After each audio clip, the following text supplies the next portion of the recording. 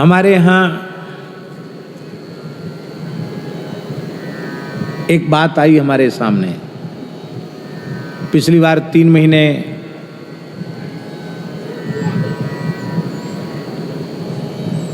चातुर्मास था, अधिक मास था, एक तो 3 महीने का हो गया था, मलुक पीठ में ही था और लगातार कोई न कोई उत्सव आते रहे। फिर मलुक जयंती का उत्सव भी आया। तो आश्रम में जो लोग सेवा में लगे हुए लोग हैं, उनको इस तरह से बैठकर निश्चिंत होकर कथा सुनने को नहीं मिलता।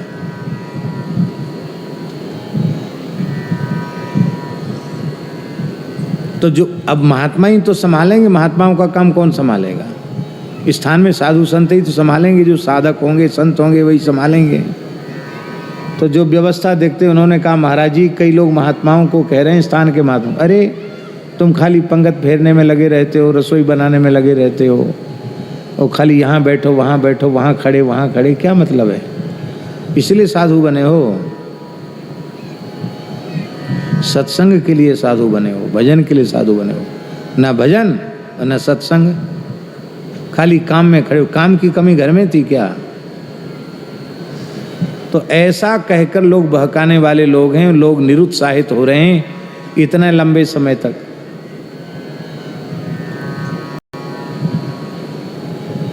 आप कुछ ऐसी बात कह दीजिए। उनका ठीक कह देते हैं। हमने कहा देखो, इतने लोग जो प्रसाद पा रहे हैं और इतने लोग प्रसन्नता पूर्वक बैठकर जो सुन रहे हैं, और यहाँ इतने लोग बैठे इतने ही लोग नहीं सुन रहे हैं। यंत्र के माध्यम से पता नहीं कहाँ कहाँ तक बैठे हुए लोग सुन रहे हैं। वो सब इसलिए सुन पा रहे हैं कि आप सब लोगों ने सारी व्यवस्था को बहुत अच्छे तरीके से संभाल रखा है, और नहीं तो इसलिए सत्संग करने वालों के ऊपर तो राम जी राजी हैं ही, आप लोगों के ऊपर ज्यादा राजी होंगे। रही बात सत्संग की बात, तो सब कैसेट में भर रहा है, पीछे से सब सुन लेना, सबको पेन ड्राइव मिल जाएगी, सब सुन लेना, सबका समाधान हो गया।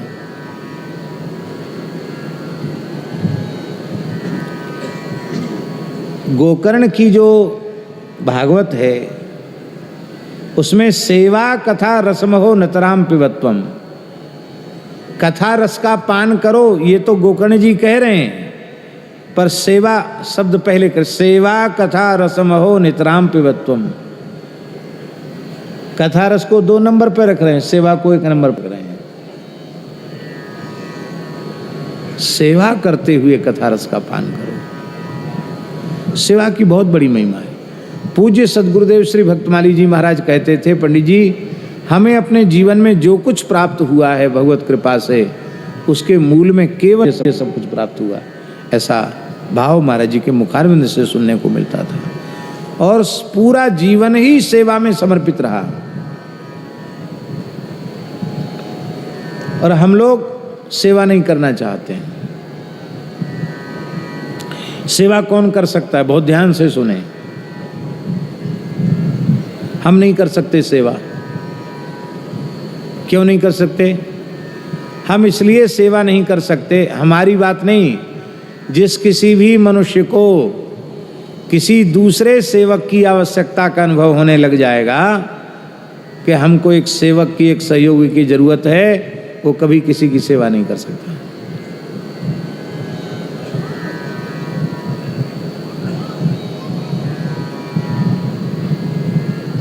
इसलिए सेवक वही हो सकता है जिसको किसी सेवक की अपेक्षा न हो।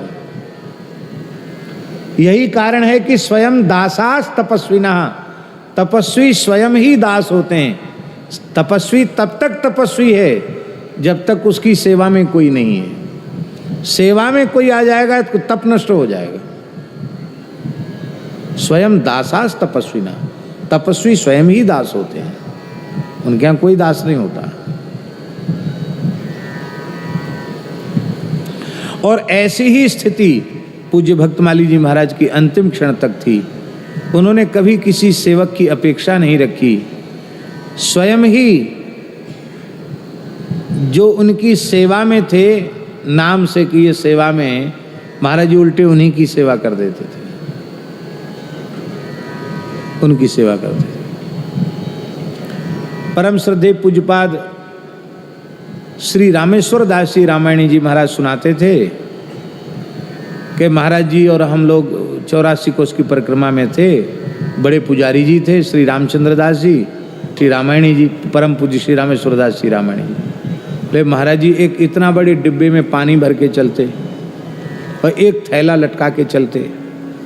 तो बोले हमने महाराज जी को प्रार्थना किया कि महाराज जी पैदल चलना तो भारी पड़ता है परिक्रमा में, वो आप इतना पानी 3-4 किलो जल और ये इतना थैला क्यों? तो महाराज जी ने मुस्कुरा कर क्या कहा? बोले खाली चलने का अभ्यास नहीं है, कुछ वजन रहा आवे कंधे पर, ऐसा अभ्यास पड़ गया है। ये कहा। क्या कहा? खाली चलने का अभ्यास नहीं, कुछ वजन रहे आवे कंधे पर, ऐसा अभ्यास पड़ गया है। अब परिक्रमा तो थी पीछे और पुजारी जी और रामायणी जी महाराज जी थोड़ा आगे चल रहे थे।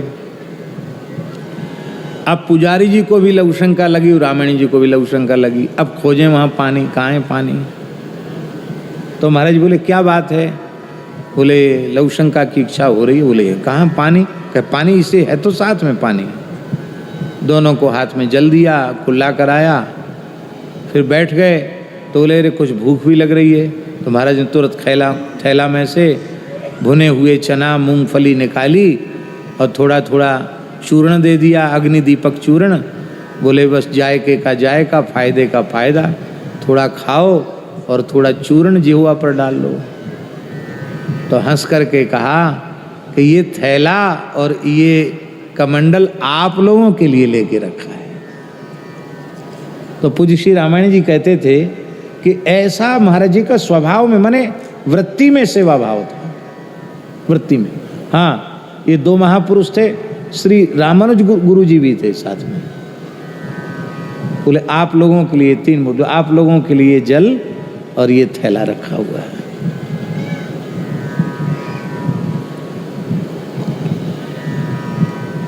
और एक और बात बताई उन्होंने कि शरद पूर्णिमा की पवित्र तिथि थी रामायणी जी महाराज ने, और हम बिहारी जी का दर्शन करके आए। जय हो स्वामी जी, प्रणाम। हम बिहारी जी का दर्शन करके आए।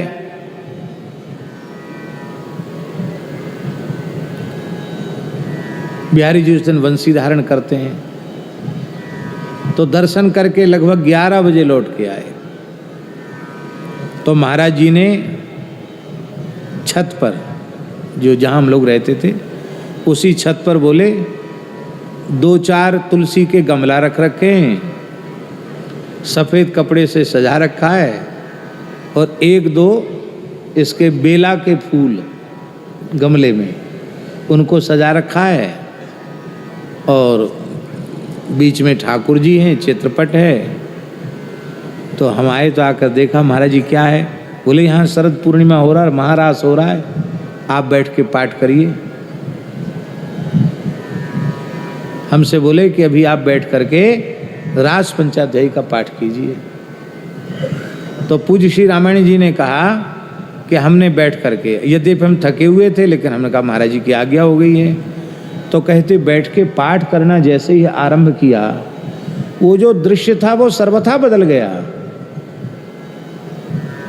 देखने में लगता था कि तुलसी के गमला और 1-2 मोगरा के माने बेला के फूल की कली खिल रही है, लेकिन कहते सारा दृश्य बदल गया। हम रास का पाठ करते जा रहे हैं और संपूर्ण दृश्य मेरे नेत्रों के सामने प्रकट होता चला जा रहा है।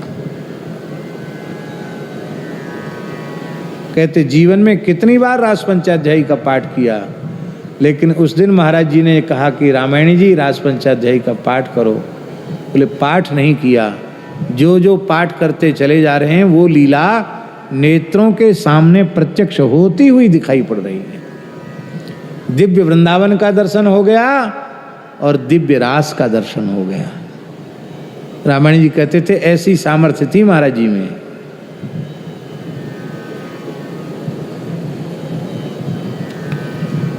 और कहते थे हम तो नाम बड़े और दर्शन थोड़े हैं। नाम, कोई कहता महाराज हम आपका नाम सुन गए, हाँ तो नाम बड़े और दर्शन थोड़े, ऐसा भी कह देते थे। तो ये सब सेवा की महिमा है। माई मेरे श्याम